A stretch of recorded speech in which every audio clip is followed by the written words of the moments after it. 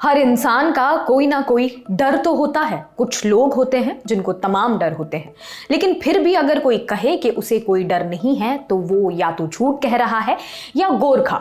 Field marshal Sam मोनेक्शा ने ये बात गोरखा रेजिमेंट के सैनिकों के लिए कही थी। गोरखा, या जिसे ठस नेपाली में कहते हैं गोरखाली, मौत का दूसरा नाम गोरखा रेजिमेंट। जय महाकाली आयो गोरखाली के नारे के साथ दुश्मनों पर टूट पड़ने वाली भारतीय सेना की सबसे खूंखार रेजिमेंट, जिनके शौर्य और बहादुरी के किस्से पूरी दुनिया में सुनाए जाते हैं। बीते कुछ दिनों से गोरखा रेजिमेंट चर्चा में है। वजह है अग्निपथ स्कीम के अंतर्गत होने वाली भर्ती। गोरखा रेजिमेंट की भर्ती में 2/3 नेपाली सैनिकों को लिया जाता है और 1/3 भारतीय सैनिकों को। हर साल गोरखा रेजिमेंट डिपो गोरखपुर और गोरखा रेजिमेंट डिपो दार्जिलिंग की ओर से नेपाल में इसके लिए भर्ती रैली आयोजित की जाती है। समस्या तब शुरू हुई जब नई स्कीम यानी अग्निपथ के अंतर्गत भर्ती का विज्ञापन दिया गया, जिसके तहत 17 से 21 साल के युवाओं को अग्निवीर के रूप में चयन किया जाएगा।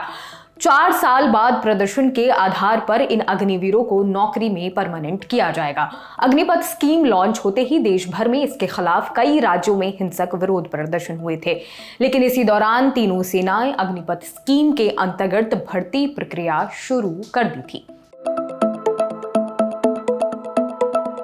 नेपाल में 25 अगस्त से अग्निवीर की भर्ती के लिए रैली होनी थी, जो अगले 1 महीने तक अलग अलग शहरों में चलनी थी, लेकिन नेपाल सरकार ने अग्निपथ स्कीम के अंतर्गत भर्ती रैली कराने से मना कर दिया। इंडियन एक्सप्रेस की रिपोर्ट के मुताबिक नेपाल के विदेश मंत्री नारायण खड़गा ने नेपाल में भारत के एम्बेसडर नवीन श्रीवास्तव को बताया कि अग्निपथ स्कीम के तहत होने वाली गोरखा भर्ती 1947 समझौते के अनुरूप नहीं है। खड़गा के मुताबिक इस पर सरकार सारी पार्टियों से और बाकी लोगों से बात कर फैसला लेगी। भारत के विदेश मंत्रालय के मुताबिक खड़गा ने नवीन श्रीवास्तव को बताया कि 1947 का समझौता अग्निपथ स्कीम के तहत होने वाली भर्ती को मान्यता नहीं देता, इसलिए नेपाल सरकार को इस नई स्कीम को प्रभाव का आकलन करना होगा। 6 हफ्ते पहले भारत सरकार ने नेपाल सरकार से अग्निपथ स्कीम के तहत होने वाली भर्ती के लिए अनुमति और सहयोग मांगा था। नेपाल सरकार ने 4 साल की नौकरी के बाद गोरखाओं को रिटायर करने की बात पर चिंता जताई थी और कहा था कि समाज पर इसका गलत असर पड़ेगा। हालांकि नेपाल के विदेश मंत्री खड़का ने कहा, यह सरकार का आखिरी फैसला नहीं है, हम भारत सरकार से इस पर बात करेंगे और फिर फैसला लेंगे। गोरखाओं की भर्ती भारतीय सेना की कुल 7 गोरखा रेजिमेंट में होती है। ये 7 रेजिमेंट मिलकर 43 बटालियन बनाती हैं। गोरखा भर्ती के लिए 2 गोरखा रिक्रूटमेंट डिपॉजिट बनाए गए हैं। ये 2 डिपॉजिट दार्जिलिंग और गोरखपुर में स्थित हैं। इन 43 बटालियनों में जो गोरखा भर्ती किए जाते हैं वो भारत और नेपाल दोनों देशों से होते हैं। भारत से जो गोरखा भर्ती किए जाते हैं वो उत्तराखंड, हिमाचल प्रदेश, दार्जिलिंग, असम और मेघालय जैसे राज्यों से होते हैं। इनकी भर्ती इन राज्यों में बनी आर्मी रिक्रूटमेंट ऑफिस से की जाती है। वहीं नेपाली गोरखाओं की भर्ती की बात करें तो इसके लिए भारत, नेपाल और यूके मिलकर भर्ती रैली के लिए तारीख तय करते हैं। फिर उस तारीख पर नेपाल में तीनों देश रिटेन और फिजिकल टेस्ट आयोजित कराते हैं। टेस्ट में क्वालिफाई करने वाले कैंडिडेट्स को 3 देशों की सेना में भर्ती किया जाता है।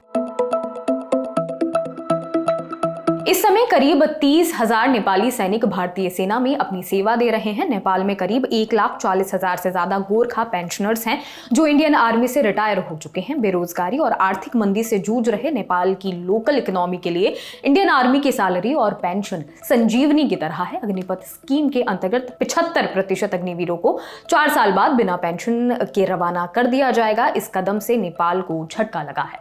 दूसरा बड़ा सवाल है कि 4 साल बाद वापस लौटे अग्निवीरों का भविष्य क्या होगा।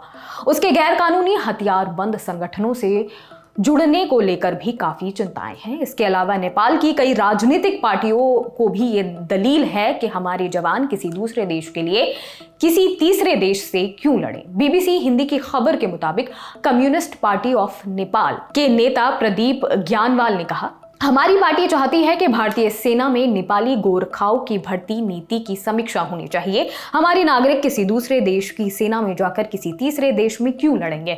हम भारत से भी अच्छा संबंध चाहते हैं और चीन से भी, पाकिस्तान से भी हमारा द्विपक्षीय संबंध है। हमारे लोग भारत के लिए चीन और पाकिस्तान से क्यों लड़ें? दूसरी तरफ एक सवाल ये भी है कि भारत से करोड़ों डॉलर की पेंशन और सैलरी आती है, लोगों को रोजगार मिलता है। इन दोनों पक्षों के आधार पर त्रिशिकीय संधि की समीक्षा की जरूरत है। 18 इंच के चक्कू को खून चखाने वाले गोरखा सैनिक और उनसे जुड़ा एक करार, वो जो हम में तुम में करार था, तुम्हें याद हो कि ना याद हो, वही यानी वादा निभा कि तुम्हें याद हो कि ना याद हो। मोमीन खां मोमीन लिख गए कि गालिब के समकालीन करार प्यार में होता है, सरहदों पर होता है, व्यापार में होता है। आज हम भी बात करेंगे एक करार पर ही, करार जो 3 देशों के बीच हुआ। एक देश जिसकी फितरत थी गुलाम बनाने की, एक देश जिसने अपना हक छीन कर लिया था, और एक देश जिसकी जद्दोजहद की पहचान बनाने की। गोरखा पैक्ट 1947 साल 47 में यूनाइटेड किंगडम भारत और नेपाल के बीच हुआ करार जिसमें जिक्र था 18 इंच के चक्कू को खून चखाने वाले गोरखा सैनिकों का। नेपाल की पहाड़ी जाति पहाड़ी लड़ाका जाति गोरखाओं को 2 बातों के लिए खास तौर पर जाना जाता रहा है, साहस और वफादारी।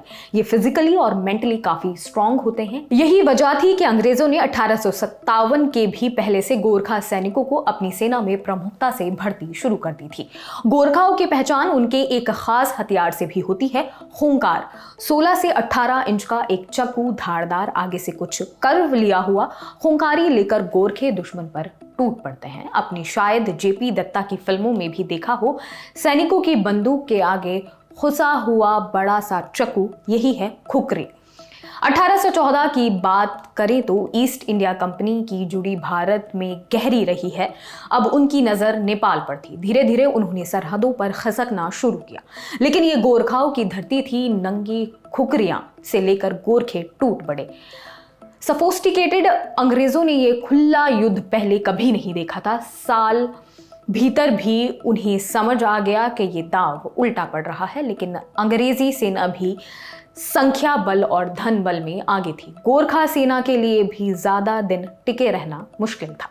लिहाजा 1815 में सांधी हुई, सुगली सांधी, ईस्ट इंडिया कंपनी और नेपाल के राजा के बीच। इस सांधी के मुताबिक नेपाल के कुछ हिस्सों में ब्रिटिश भारत में शामिल करने काठमांडू में एक ब्रिटिश प्रतिनिधि की नियुक्ति तय हुई।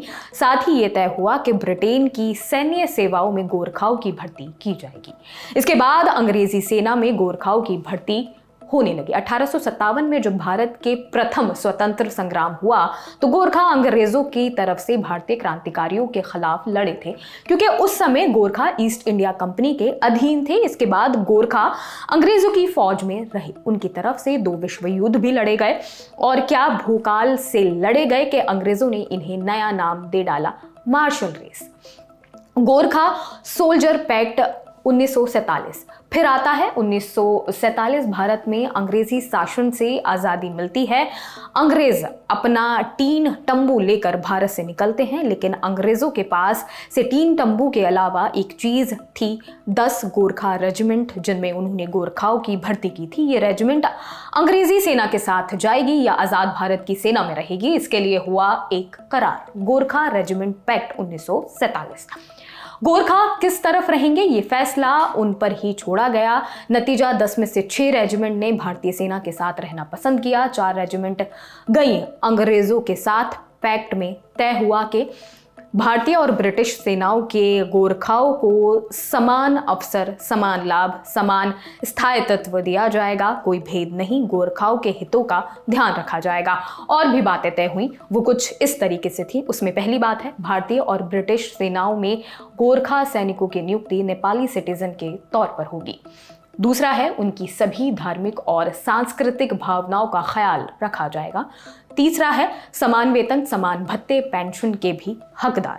चौथा है, हर 3 साल में लंबी छुट्टी अपने देश जाने के लिए। भारत में सैन्य प्रशिक्षण नेपाल के नागरिक भारतीय आर्मी ज्वाइन कर सकते हैं। एक जवान और एक अधिकारी के तौर पर समझौते के तहत गोरखा सैनिकों की नियुक्ति नेपाली सिटीजन के तौर पर होती है। नेपाल का नागरिक राष्ट्रीय रक्षा अकादमी या संयुक्त रक्षा सेवा परीक्षा दे सकता है और एक अधिकारी के रूप में भारतीय सेना में शामिल हो सकता है। नेपाली सेना अपने अधिकारियों की ट्रेनिंग के लिए भारत की सैन्य अकेडमियों और युद्ध कॉलेजों में प्रशिक्षण के लिए भेजती है। आखिर में एक ऐतिहासिक तथ्य और आजादी के बाद पाकिस्तान ने गोरखाओं को अपनी सेना में शामिल होने का ऑफर दिया था। 1962 युद्ध के बाद चीन ने भी ऑफर दिया, लेकिन नेपाल ने तब स्पष्ट मना कर दिया। आपके लिए सारी जानकारी इकट्ठा कर लिखी है हमारे साथी प्रशांत ने। कैमरा के पीछे है मोहन, मेरा नाम है फातिमा जहरा। ऐसी ही और वीडियोस देखने के लिए आप जुड़े रह सकते हैं रंगरूट के साथ। शुक्रिया।